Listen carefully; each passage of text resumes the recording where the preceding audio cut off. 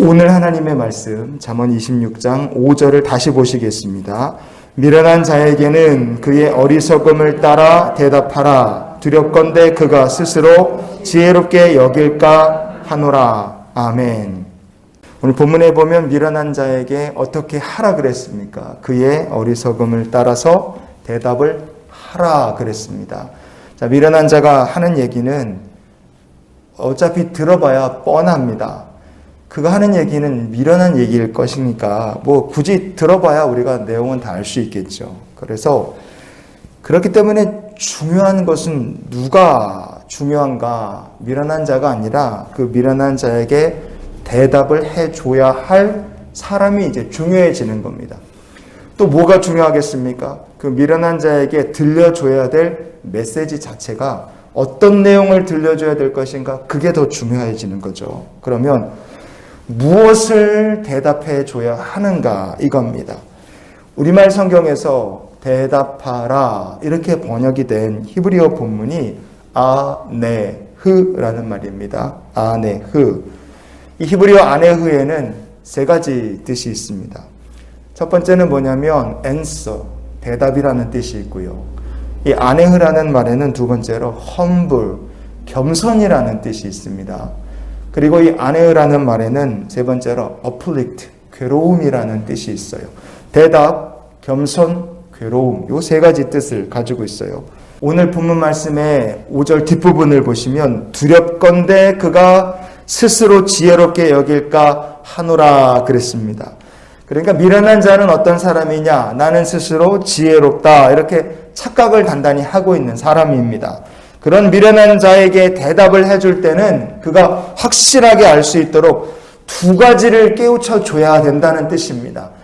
그러면 미련한 자가 무엇을 확실하게 깨달을 수 있게 대답을 해줘야 되느냐? 첫 번째, 사람이 하나님 앞에서 humble, 겸손해야 된다는 것을 말해줘야 된다는 거예요. 미련한 자가 깨달을 수 있도록 사람은 하나님 앞에 겸손해야 된다. 그럼 두 번째는 뭐냐? 만약에 사람이 하나님 앞에서 겸손하지 못하면 그의 인생에는 그 다음부터 무엇이 더해지느냐? afflict, 괴로움이 그의 삶에 더해진다 하는 것을 확실하게 대답해 주어야 한다는 뜻입니다. 그게 미련한 자의 어리석음을 따라서 대답해 줘야 된다는 말씀에 담긴 영적 교훈입니다.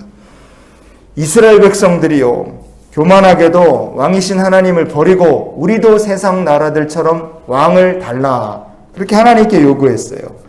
그때 하나님께서 이스라엘 백성들에게 왕의 제도라는 것을 말씀해 주십니다.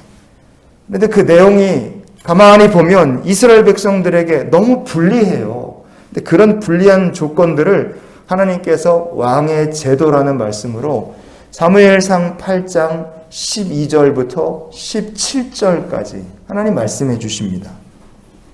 같이 한번 말씀을 찾아보겠습니다. 그가 또 너희의 곡식과 포도원 소산의 11조를 거두어 자기의 관리와 신하에게 줄 것이며 그가 또 너희의 노비와 가장 아름다운 소년과 나귀들을 끌어다가 자기 일을 시킬 것이며 너희의 양떼의 10분의 1을 거두어 가리니 너희가 그의 종이 될 것이라. 아멘. 가만히 들어보면 마지막에 가서 핵심이 나오죠. 너희들이 달라고 말한 왕의 종들이 될 것이다. 하나님께서 이것을 왕의 제도라고 말씀해 주신 거예요. 이스라엘 백성들 입장에서 보면 이 왕의 제도라는 건 무조건 자기들에게 불리하고 손해가 되는 거죠. 정신이 제대로 박힌 사람이라면 절대로 이런 조건을 수용할 리가 없습니다. 듣기만 해도 종이 된다는 건데 이 얘기는 하나님께서 이스라엘 백성들에게 회개를 촉구하신 거고 하나님 앞에 다시 겸손하라는 말씀이었습니다. 그럼에도 불구하고 이스라엘 백성들이 어떻게 했습니까? 이 조건을 이 사람들이 받아들입니다. 끝까지 왕을 달라고 하나님 앞에 아우성을 쳐요. 그때 하나님께서 이렇게 말씀하십니다. 사무엘상 8장 18절을 같이 보시겠어요? 그날에 너희는 너희가 택한 왕으로 말미암아 부르짖되 그날에 여호와께서 너희에게 응답하지 아니하시리라. 아멘. 여러분 여기 중요한 말이 나오죠. 너희가 택한 왕으로 말미암아서 부르짖는다 할지라도 그날에 하나님께서 너희에게 응답하지 아니하실 것이다. 이렇게 말씀합니다. 왕이신 하나님 앞에서 겸손하지 못하면 어떻게 되느냐? 삶의 괴로움은 많아요. 그런데 하나님의 응답은 하나도 없는 그런 상황이 된다는 겁니다.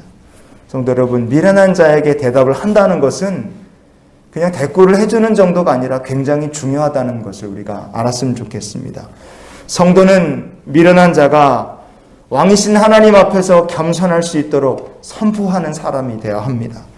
성도는요, 미련한 자에게 우리가 하나님 앞에서 겸손하지 못하면 괴로움은 있는데 응답은 없는 삶이 된다는 것을 확실하게 선포해주는 사람이 되어야 됩니다. 우리가 이렇게 하나님 앞에서 겸손치 못하면 어떻게 되는지를 선포하는 복음의 증인이요, 하나님의 일꾼들로 주를 섬기며 사는 주의 백성들이 되기를 원합니다. 그래서 이런 기도로 우리가 오늘 하루의 삶을 살았으면 좋겠어요. 하나님, 오늘도 세상에 왕이신 하나님을 선포하며 살게 하옵소서. 오늘도 우리가 주 앞에 겸손히 하나님을 섬기며 주와 동행하는 하루가 될 수 있기를 원합니다.